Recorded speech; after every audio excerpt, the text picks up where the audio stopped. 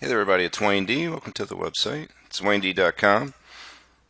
We're looking at Peter Uihlein last week or two on the right, and Phil Mickelson, British Open that Stenson won. He was in the last group. So what I find interesting, and it was Uihlein's swing that reminded me of Mickelson. I've always, when I ever do Mickelson's swing, I always note that he has a tendency to back away from the ball right from the start.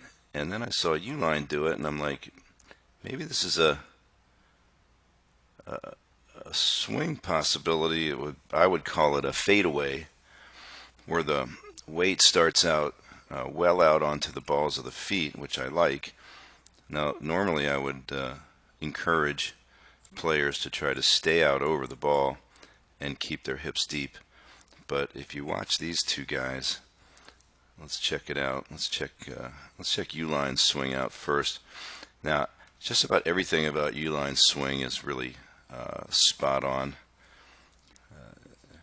But he's going to start to trigger with a little flex in the knees, and he'll start to sit more back on toward his heels. So you can see by P3 he's gone backwards a bit. He's going to stabilize from 3 to 4, and then coming down he's going to work it back again.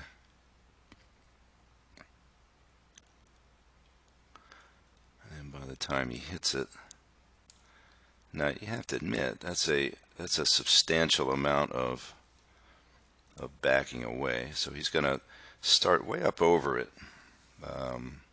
Now he could stay out over it from here, but that's not what he's going to do. So the benefit would be the hip depth, which I think is hugely important. Now his hips obviously are way deeper back here than they started.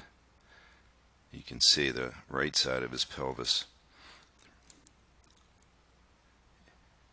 is more back at impact than it was at address. So you can sort of mark this spot here and then go back to address. And you can see it, well, it's not way more back, but it's definitely back in there. So early extension usually starts in the opposite direction. The weight starts back in the heels, and during the swing everything kind of gravitates forward and the hips end up humping up underneath, and this is the opposite of that. If you watch the shaft, I mean, you got to admit this is pretty puree. Not much going on there. A tiny bit of shallowing. You can see the right arm's got plenty of room. The shaft is definitely a little more above the forearm there. Uihlein's a tall guy. Nice release. So if you look at how that functions up on the shaft plane, he's going to get pretty close to it. Right there. That's pretty good. So let's watch Mickelson now. So this is always kind of interested me to see him move it from out over it on the balls of his feet to back.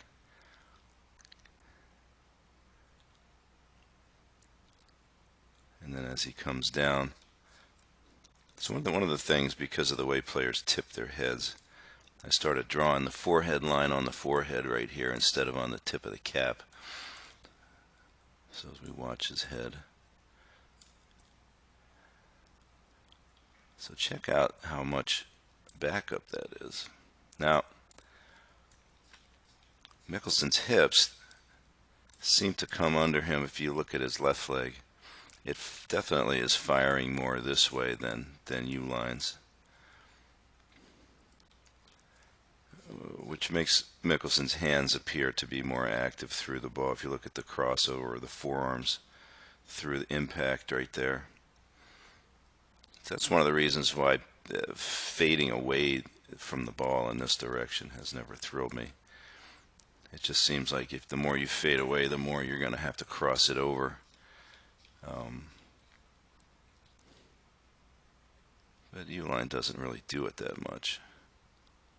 So maybe that's just a little bit of an exaggerated out over it posture allows some backup to work out for you. And then another swing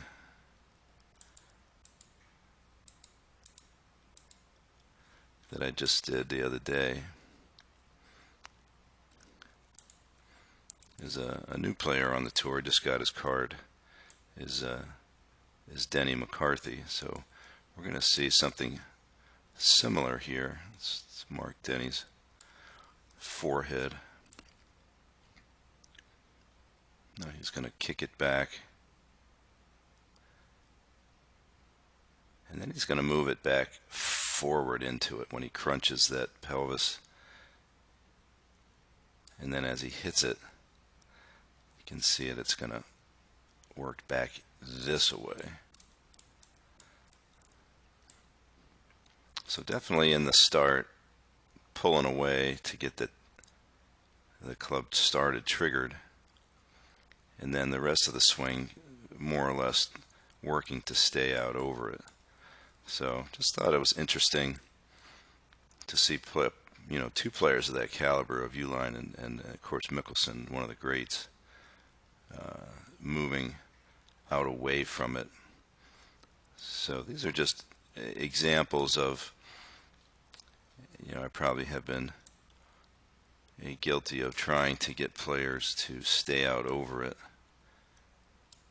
when maybe that's not absolutely necessary. I would say to me that this would not be the most consistent, when you think about keeping your head somewhere as opposed to how much it's going to back up and when. Probably a little easier to try to keep it out over the ball, but everything else about that swing looks great. So anyway, just thought that was interesting.